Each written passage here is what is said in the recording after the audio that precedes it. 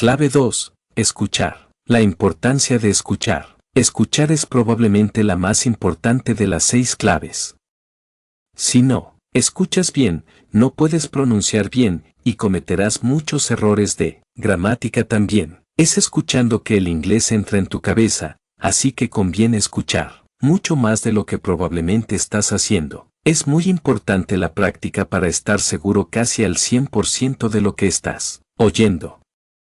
Para dar un muy sencillo ejemplo, ¿Where is the party? ¿When is the party? Las dos frases se diferencian en un solo sonido, la R o la N que diferencian where y when, pero el significado de la frase, y por lo tanto la respuesta, cambia totalmente. Si no entiendes todo a la primera, por lo menos podrás clarificar, haciendo preguntas.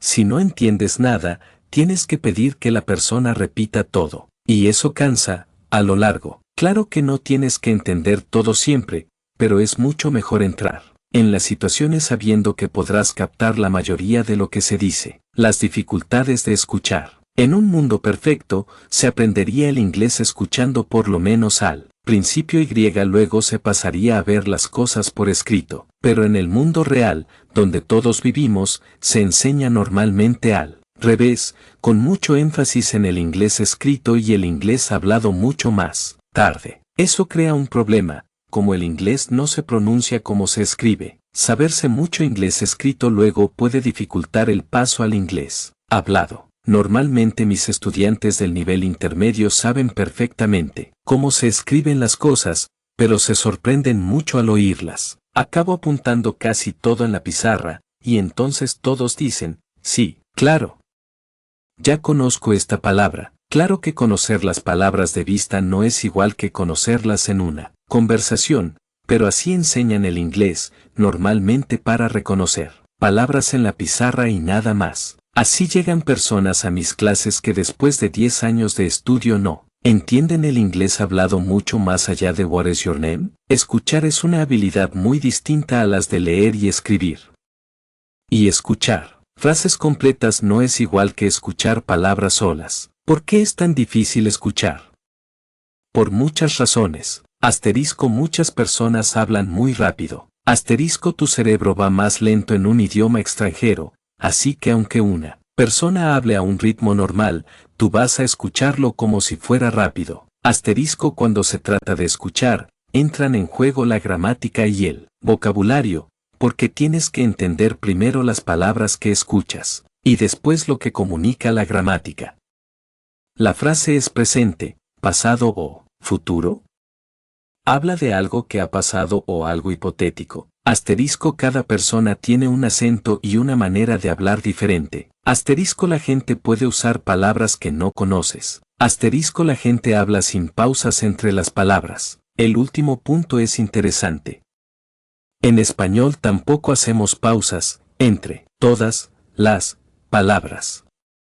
Dudo mucho que haya un idioma donde las hacen. ¿Cómo somos capaces de entender el español si la gente suelta frases enteras como si fueran una sola palabra? Pues, practicando y conociendo el vocabulario y la gramática muy bien de antemano.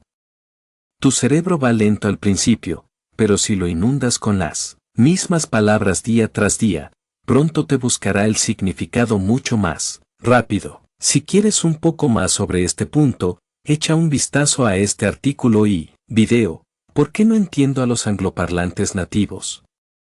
Pincha aquí, http://bit.ly/1fvcc8l. La práctica de escuchar. La gente normalmente pasa por unas fases típicas cuando se trata de aprender a escuchar. Primero, entienden algunas palabras claves, pero no las frases enteras. Segundo, entienden más palabras claves, pero sin saber si la frase es, por ejemplo, presente, pasado o futuro.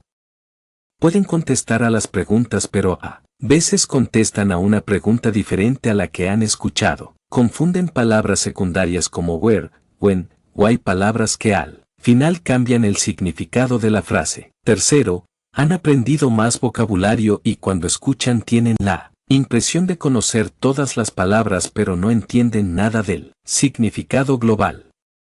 Esta fase es muy normal y significa que estás en buen camino, pero puede ser frustrante. Cuarto, entienden casi todo y pueden empezar a preocuparse de los detalles.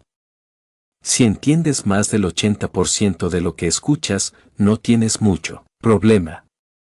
A partir de ahí todo es más fácil. Sobre los acentos y lo demás, no hay mucho que decir.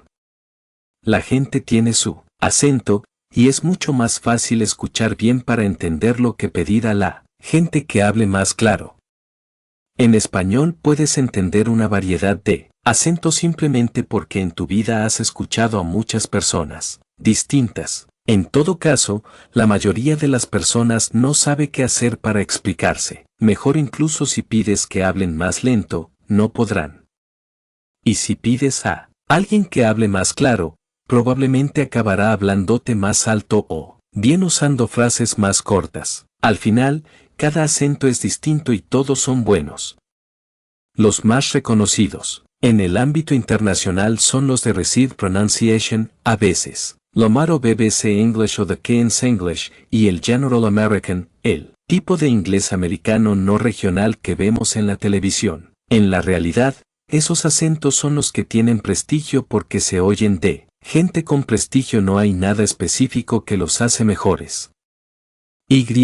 Además, hay muy poca gente que habla así en el día a día. Incluso las personas que pueden hablar un inglés más estándar cuando quieran no lo van a hacer con sus amigos en el bar. Y siempre hay muchos acentos más solo dentro de Gran Bretaña. La variedad es impresionante, y si añadimos los otros países que usan mucho el inglés tenemos una infinidad de acentos. ¿Cómo practicar? Puedes encontrar muchas cosas que escuchar en Internet.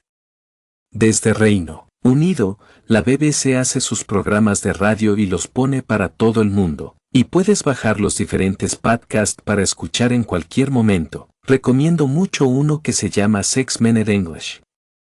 Búscalo en Google. Está adaptado para estudiantes y explica el vocabulario nuevo cada vez. Además, con 6 Minute English puedes leer el texto mientras escuchas, un muy buen ejercicio si no estás seguro de todo lo que estás oyendo. Si tienes más nivel, aplicaciones como iTunes normalmente tienen un servicio de radio que puedes usar para escuchar casi cualquier cosa de casi cualquier lugar del mundo, y el número de podcast que hace la gente sobre casi cualquier tema es tan grande que puedes pasar 12 horas al día escuchando, si quieres. Lo más útil que he encontrado para el listening son las noticias y la radio. Luego puedes ver documentales, que son mejor que ver películas porque normalmente hablan bien y usan un estilo más normal y menos coloquial. De todos modos, con media hora al día escuchando inglés estarás muy por delante de otra gente.